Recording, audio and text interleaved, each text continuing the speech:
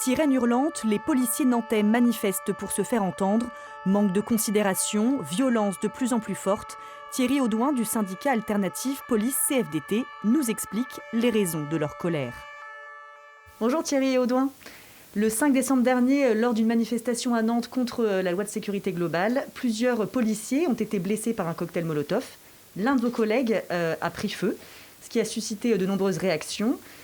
Comment est-ce que vous le vivez? Est-ce que vous êtes encore sous le choc? Bonjour, donc oui, il y a eu de nombreuses réactions et ce sont des réactions indignées. Les collègues sont extrêmement choqués alors, de la violence de l'agression, parce que je vous dis, une agression criminelle, c'est quand même pas anodin.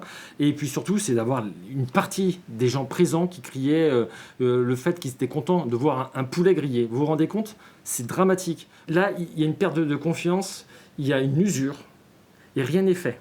On ne peut pas faire ça indéfiniment parce que la police tient, mais elle peut aussi craquer de l'intérieur.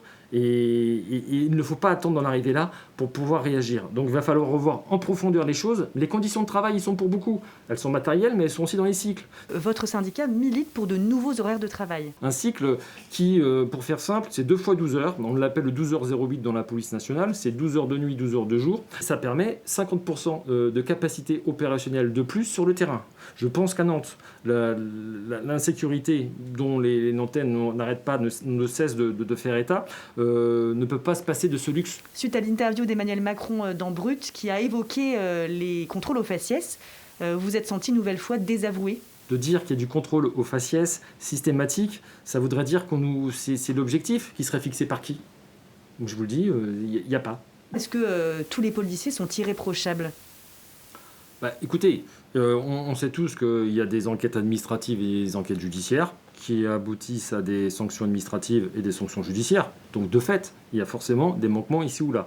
Il faut savoir dissocier éventuellement les manquements personnels et ne pas les mettre en lien avec une institution en sous-entendant que c'est l'administration ou la formation qui ferait qu'on nous formerait pour être violent. C'est faux. Merci Thierry Audouin d'avoir accepté de répondre à nos questions.